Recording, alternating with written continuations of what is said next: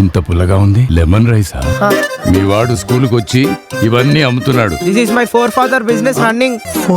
Four ఏం కాదు sir, నేను ఒక్కనే.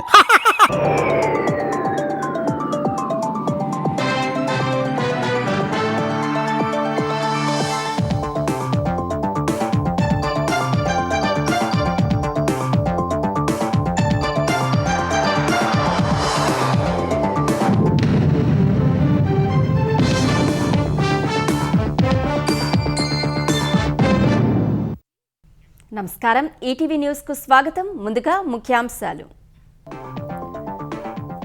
గాన కోకిల ఎస్ జానకికి తుది వీడ్కోలు. మైసూరులో అధికార లాంఛనాలతో అంత్యక్రియలు. చితికి నిప్పి పెట్టిన మనవరాలు అప్సరా విద్యుల.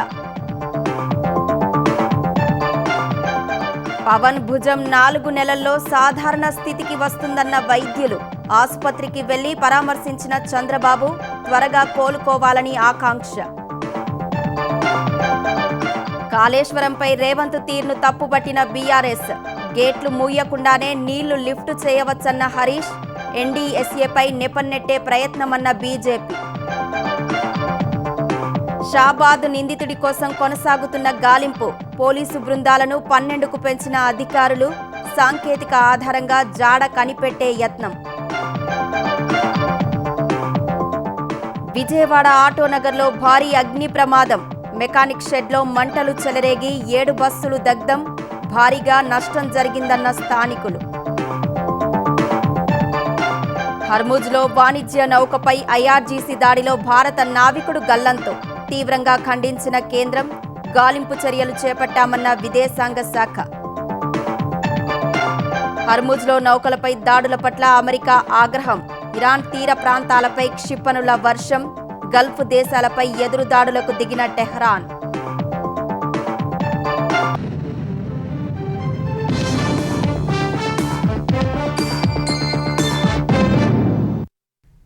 గాన కోకిల ఎస్ జానకమ్మకు కుటుంబ సభ్యులు, అభిమానులు తుది వీడ్కోలు పలికారు. మైసూరు సమీపంలోని ఫామ్ హౌస్లో కర్ణాటక ప్రభుత్వ అధికారిక లాంఛనాల మధ్య జానకి అంత్యక్రియలు నిర్వహించారు. జానకి మనవరాలు అప్సరా విద్యుల అంతిమ సంస్కారాలు జరిపించారు.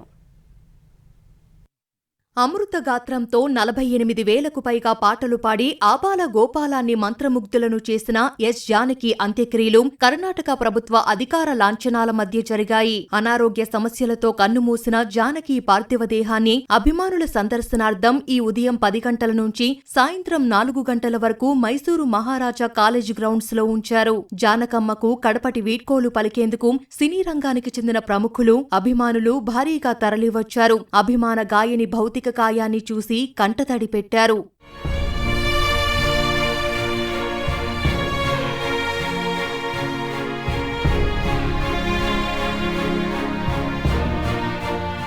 సాయంత్రం 4 గంటల తర్వాత అంతిమయాత్ర నిర్వహించారు. మైసూరు తాలూకా హెచ్డి కోటే రోడ్డులో ఉన్న కనియనహుండి ఫామ్ హౌస్ లో కుటుంబ సభ్యులు శాస్త్రోక్తంగా అంతిమ సంస్కారాలు నిర్వహించారు. కర్ణాటక ప్రభుత్వ పూర్తి అధికారిక లాంఛనాలతో ఈ కార్యక్రమం జరిగింది. ఎస్ జానకి కుమారుడు ఈ ఏడాది జనవరిలోనే మరణించగా మనవరాలైన అప్సర విద్యుల అంత్యక్రియలను నిర్వహించారు. సంప్రదాయం ప్రకారం క్రతువులన్నీ ముగిసిన తర్వాత చితికి నిప్పంటించారు.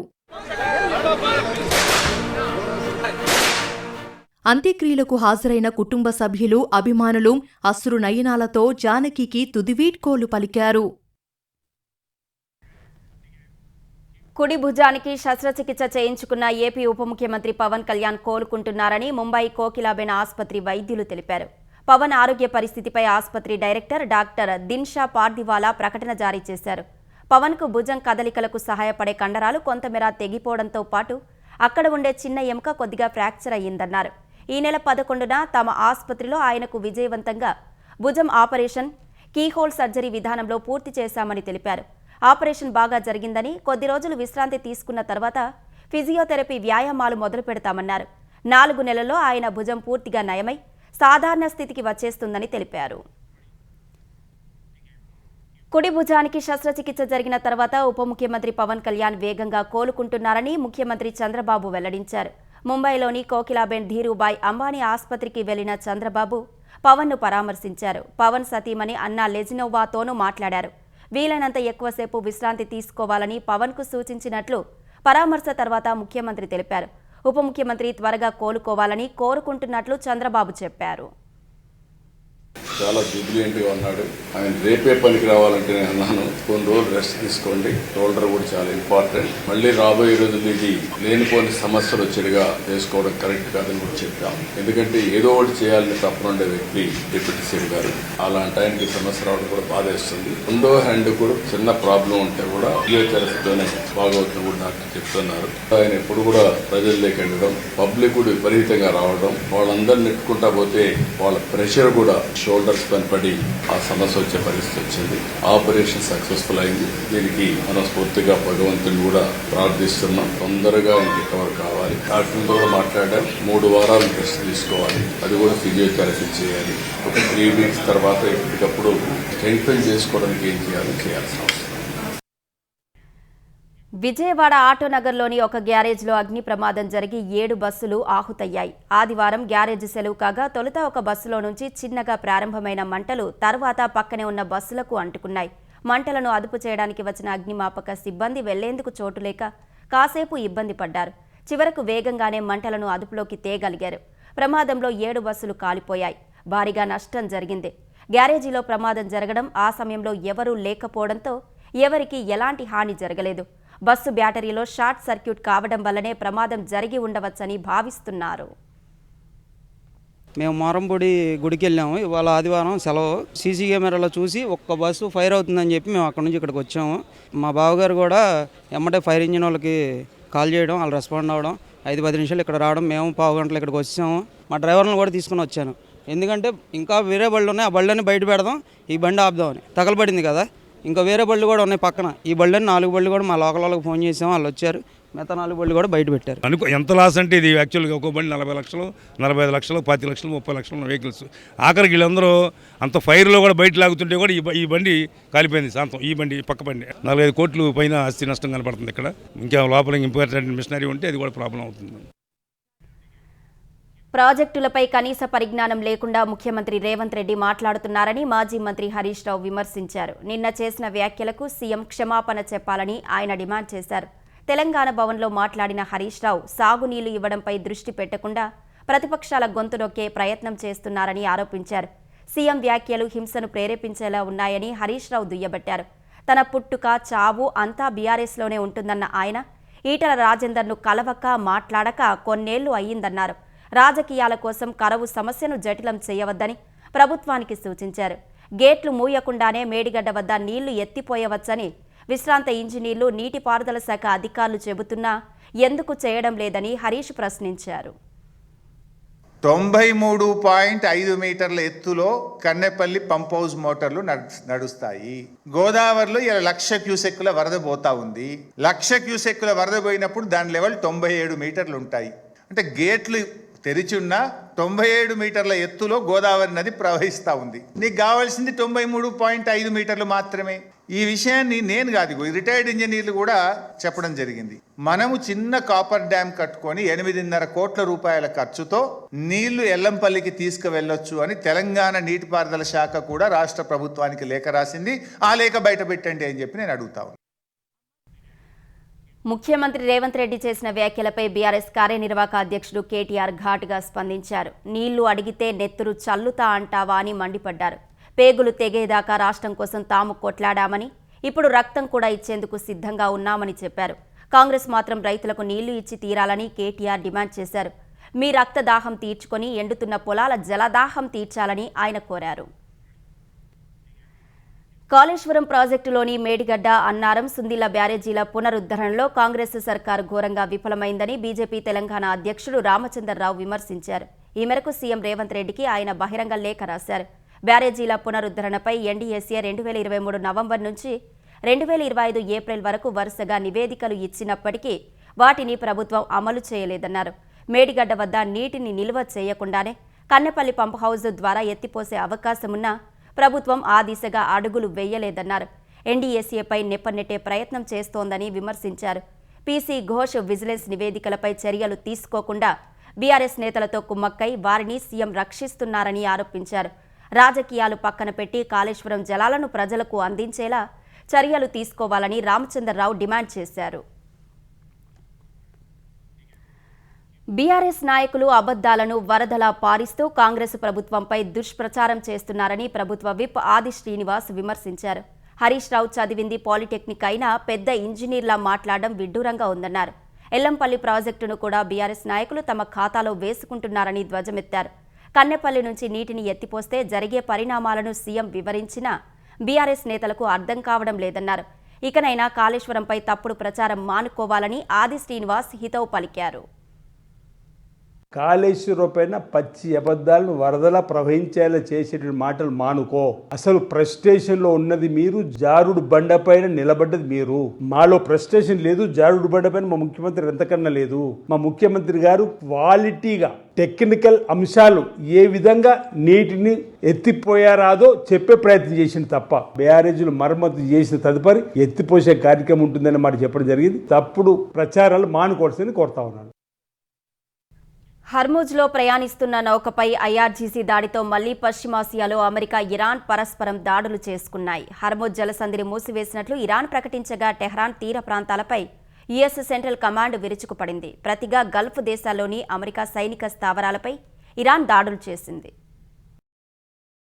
అమెరికా, ఇరాన్ దాడులతో పశ్చిమాసియా మరోసారి భగ్గుమంది. సైప్రస్ జెండాతో వెళ్తున్న వాణిజ్య నౌకపై టెహ్రాన్ దాడులు చేసింది. ఈ దాడిలో నౌక ఇంజిన్ రూమ్ దెబ్బతినగా ఒక భారతీయ నావికుడు గల్లంతయ్యాడు. తాము అనుమతించిన మార్గంలో ప్రయాణించాలన్న సూచనను బేఖాతరు చేసినందునే దాడులు జరిపినట్లు Islamic Revolutionary Guards Corps IRGC ప్రకటించింది. తదుపరి ఆదేశాల వరకు హర్ముజ్ జలసంధి మూసి ఉంటుందని ప్రకటించింది. వాణిజ్య నౌకపై దాడి పట్ల ఆగ్రహం వ్యక్తం చేసిన అమెరికా, ఇరాన్పై మూడో విడత క్షిపణి దాడులు చేసింది. 140 లక్ష్యాలపై దాడులు చేపట్టినట్లు యుఎస్ సెంట్రల్ కమాండ్ తెలిపింది. క్షిపణి, డ్రోన్ ప్రయోగ కేంద్రాలు, ఆయుధ డిపోలు, సమాచార పరికరాలను ధ్వంసం చేసినట్లు వెల్లడించింది.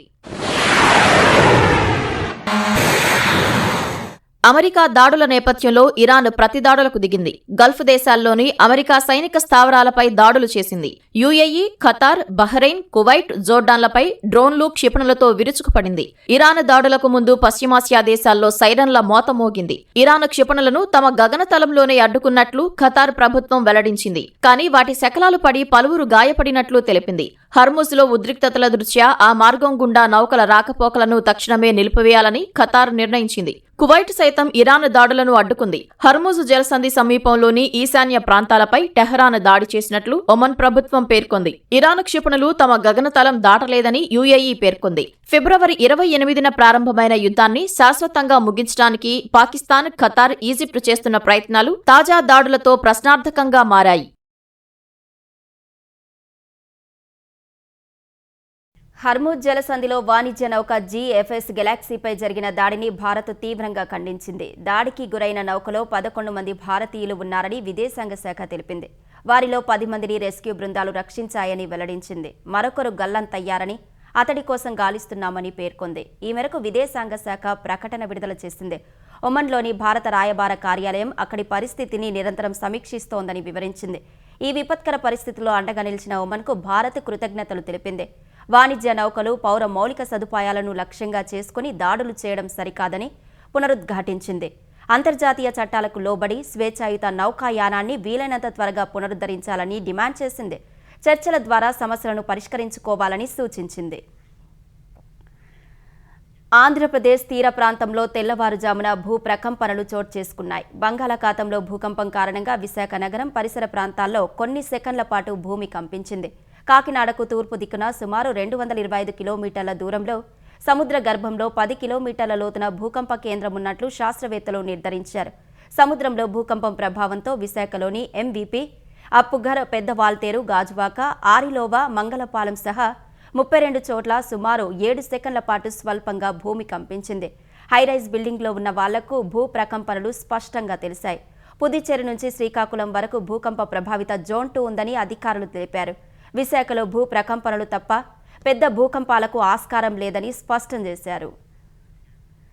ఆంధ్రప్రదేశ్ అభివృద్ధిని అడ్డుకోవడానికి అమరావతిపై విషం చిమ్మడానికి గొడ్డలిపాటి నానా తంటాలు పడుతోందని టీడీపీ పొలిట్ బ్యూరో సభ్యులు నక్కా ఆనందబాబు ధ్వజమెత్తారు.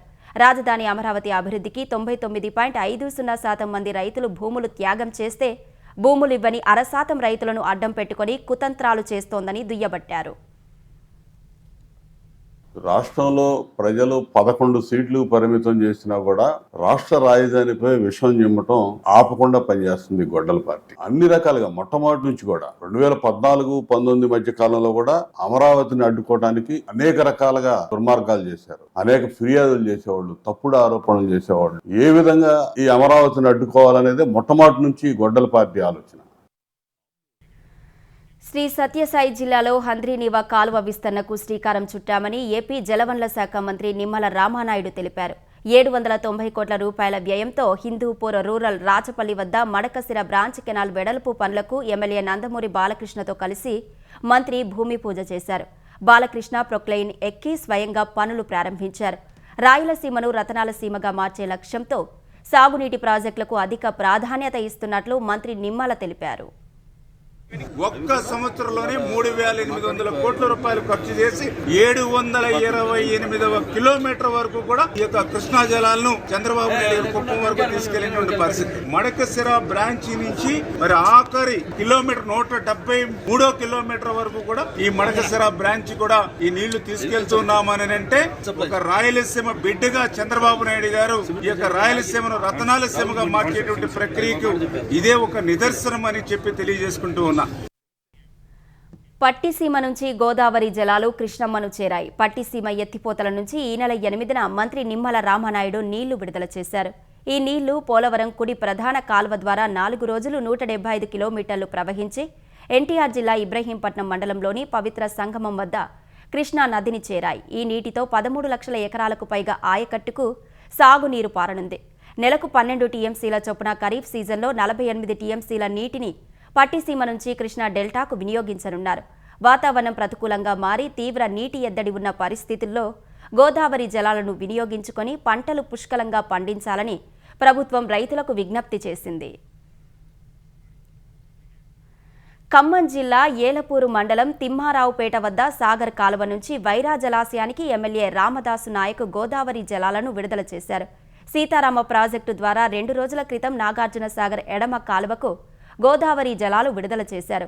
వైరా జలాశయానికి గోదావరి జలాలు అందించినందుకు ప్రభుత్వానికి ఆయన కృతజ్ఞతలు తెలిపారు. కాంగ్రెస్ ప్రభుత్వం సాగునీటి వనరులు మెరుగుపరిచి 2 పంటలకు సాగునీరు అందించేందుకు కృషి చేస్తుందని ఎమ్మెల్యే అన్నారు. రంగారెడ్డి జిల్లా షాబాద్లో 6గురిని హత్య చేసి పరారైన నిందితుడు రాజ్కుమార్ కోసం పోలీసులు ముమ్మరంగా గాలిస్తున్నారు. రాజ్కుమార్ను గాలించేందుకు ఏర్పాటు చేసిన పోలీసు బృందాల సంఖ్యను 10 నుంచి 12కు పెంచారు. నిందితుడు వినియోగించిన సిమ్ కార్డులను పోలీసులు పరిశీలిస్తున్నారు. బస్ స్టేషన్లు, రైల్వే స్టేషన్లలోని సీసీటీవీ ఫుటేజ్ను జల్లడపడుతున్నారు. రాజ్కుమార్ వేరే రాష్ట్రాలకు పారిపోయాడా అనే కోణంలోనూ పోలీసులు గాలింపు చేపట్టారు. తెలంగాణతో పాటు కర్ణాటకకు వెళ్లే జాతీయ రహదారులపై ప్రత్యేక నిఘా ఏర్పాటు చేశారు. జాతీయ రహదారి 44పై ఉన్న హోటళ్లు, దాబాలు, లాడ్జీల్లో విస్తృతంగా తనిఖీలు చేస్తున్నారు. రాజ్కుమార్ ఆచూకీ తెలిపిన వారికి 2 లక్షల రూపాయల బహుమతి ఇస్తామని పోలీసులు నిన్ననే ప్రకటించారు.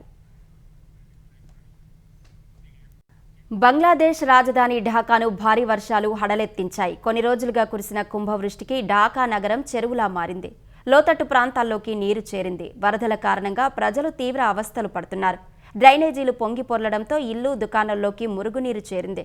పలు ప్రధాన కూడళ్లలో 3 నుంచి 4 అడుగుల మేర వాననీరు నిలిచిపోవడంతో రవాణా వ్యవస్థ స్తంభించిపోయింది. కార్యాలయాలకు, పనులకు వెళ్లేవారు ఇబ్బంది పడ్డారు. పరిస్థితి దారుణంగా తయారవడంతో అత్యవసరమైతే తప్ప ప్రజలు ఇళ్ల నుంచి బయటకు రావద్దని అధికారులు సూచించారు. వరద ప్రభావిత ప్రాంతాల్లో బాధితులను సురక్షిత ప్రాంతాలకు తరలించేందుకు బంగ్లాదేశ్ విపత్తు నిర్వహణ బృందాలను రంగంలో దించారు. గత నెలలో రష్యా నుంచి భారత్ రికార్డు స్థాయిలో ముడి చమురును దిగుమతి చేసుకుంది. మేతో పోలిస్తే జూన్లో రష్యా నుంచి ముడి చమురు దిగుమతులు 34% పెరిగాయని centre for research on energy and clean air CREA తన నివేదికలో పేర్కొంది. జూన్లో భారత్ సుమారు 51,000 కోట్ల రూపాయల విలువైన రష్యా ఇంధనాన్ని దిగుమతి చేసుకుందని తెలిపింది. ఇందులో 83% వాటా ముడి చమురుదేనని వివరించింది. చమురు ఉత్పత్తులు, బొగ్గు వంటివి 17%గా ఉన్నాయని వెల్లడించింది. చైనా తర్వాత రష్యా ముడి చమురును కొనుగోలు చేస్తున్న 2వ అతిపెద్ద దేశంగా భారత్ నిలిచిందని CREA నివేదిక పేర్కొంది. రిలయన్స్ ఇండస్ట్రీస్కు చెందిన జామ్నగర్ రిఫైనరీకి రష్యా చమురు సరఫరా మేతో పోలిస్తే జూన్లో 150% పెరిగింది. రష్యా ముడి చమురును శుద్ధి చేసి ఇతర దేశాలకు ఎగుమతి చేయడంలో భారత్ కీలక పాత్ర పోషిస్తోంది. 63 మిలియన్ యూరోల విలువైన విమాన ఇంధనాన్ని బ్రిటన్కు భారత్ సరఫరా చేసింది. అమెరికాతో పాటు ఐరోపా దేశాలకు కూడా చమురు సహా పెట్రోలియం ఉత్పత్తులను సరఫరా చేస్తోంది. కేంద్ర ఎన్నికల సంఘం తాజాగా తీసుకున్న నిర్ణయం తీవ్ర చర్చనీయాంశంగా మారింది. కొత్తగా ఓటరు నమోదు కోసం ఉపయోగించే ఫామ్ 6లో ఈసీ మార్పులు చేసింది. కొత్తగా ఓటు హక్కు కోసం దరఖాస్తు చేసుకునే వారికి ఆన్లైన్ ఫామ్లో సరికొత్త డిక్లరేషన్ ప్రవేశపెట్టింది. దీనిపై విపక్షాల నుంచి తీవ్ర అభ్యంతరాలు వ్యక్తమవుతున్నాయి. గతంలో జరిగిన ఎస్ఐఆర్లో తల్లిదండ్రుల పేర్లు ఉన్నాయా లేదా అనే కాలం ఏర్పాటు చేసింది. ఈసీ పోర్టల్లో మాత్రమే ఈ డిక్లరేషన్ కనిపిస్తోంది.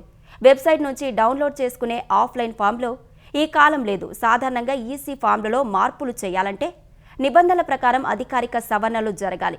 కానీ చట్టబద్ధమైన సవరణలు చేయకుండానే ఎన్నికల సంఘం మార్పులు చేసినట్లు విపక్షాలు ఆరోపిస్తున్నాయి. గతేడాది నుంచి కొనసాగుతున్న సర్ ప్రక్రియలో 5,58,00,000కు పైగా ఓటర్లను ఈసీ తొలగించింది. ఉప్పల్ వేదికగా జరుగుతున్న తెలంగాణ క్రికెట్ లీగ్ టీ20 ఫైనల్లో హైదరాబాద్ ఛాంపియన్స్ జట్టు నిలకడైన ఆట తీరుతో అద్భుత ప్రదర్శన కనబరుస్తోంది. టాస్ గెలిచి బౌలింగ్ ఎంచుకున్న హైదరాబాద్ మొదటి ఓవర్ నుంచే ప్రత్యర్థి జట్టు అన్వితా ఖమ్మం ఎస్ఎస్పై ఆధిపత్యం ప్రదర్శిస్తోంది. టాస్ ఓడి బ్యాటింగ్కు దిగిన ఖమ్మం 18 ఓవర్ల ఆట ముగిసే సమయానికి 130 పరుగులు చేసి 7 వికెట్లు కోల్పోయింది.